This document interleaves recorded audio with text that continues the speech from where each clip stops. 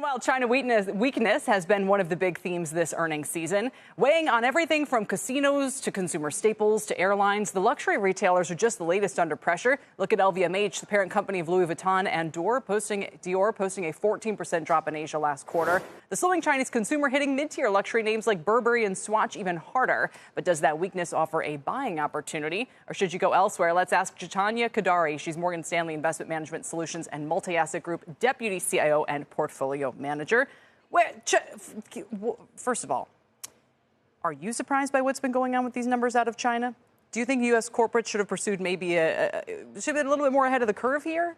I'm not really surprised because I haven't been a believer in this shifting of the Chinese economy suddenly into a consumption-led growth story. We've been told for 10 or 15 years this is going to happen. Right. And what have the latest GDP numbers suggested? That a large part of the uptick has happened actually on the export side. So China is actually dumping manufactured goods globally because of the excess capacity there, because of just the inability to stimulate both on the fiscal side and the monetary side. And people talk about this kind of this pervasive sense of almost of doom amongst Chinese consumers, especially post-pandemic. I mean, is there anything policy-wise that would move the needle?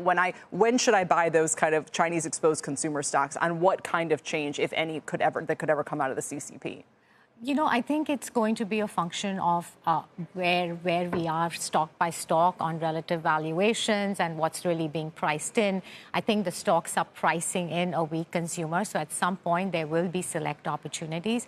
But it's important to keep in mind that earnings out of China, which is nominal earnings, link back to nominal GDP. Right? Nominal GDP equals nominal earnings for stock markets, right? And nominal GDP is struggling because of the deflation in China. So we really need to see that change. Now, do I think that can really inflect and be and cause a big rally in terms of the consumption spending? Not really. Okay, I've heard part of it is, hey, listen, some of this spend is shifting to Japan. That a lot of Chinese consumers, a lot of travelers globally are looking at that weekend. They're in hotel rooms. The Chinese consumers are buying luxury handbags that are 20% off from what they would get, in the Chinese market and so on and so forth.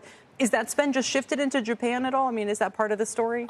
Partly shifted, but I don't think this Chinese consumer has been growing decently well. When does consumption really pick up? When you have the multiplier impact from production, from manufacturing, from industrialization, that's when you get the second derivative for consumption. And China is languishing on a whole host of those reasons. Even the export-led manufacturing model is now not really the story. It's the excess capacity. So I think that is partly happening, but nothing that's really going to move the needle significantly. So when you look around the world, what are your favorite ideas right now? Where do you think is, okay, maybe China's not the investment opportunity. What is?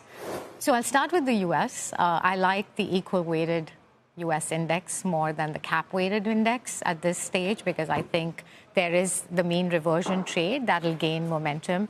I really like pockets of Europe, especially the small cap space, because interest rates coming down will help these companies that have had floating rate debt. Just like the Russell 2000? Yes, and that'll provide a nice kicker. And also European indexes has industrials, has some of these global thematics that are well represented in the European small cap index. Do you like European small caps better than U.S. small caps? I do. Yes, I do prefer that because also the domestic story in Europe is going to inflect upwards, while U.S. will slow down, Europe domestic will hopefully inflect upwards. Why do you think the U.S. is slowing down?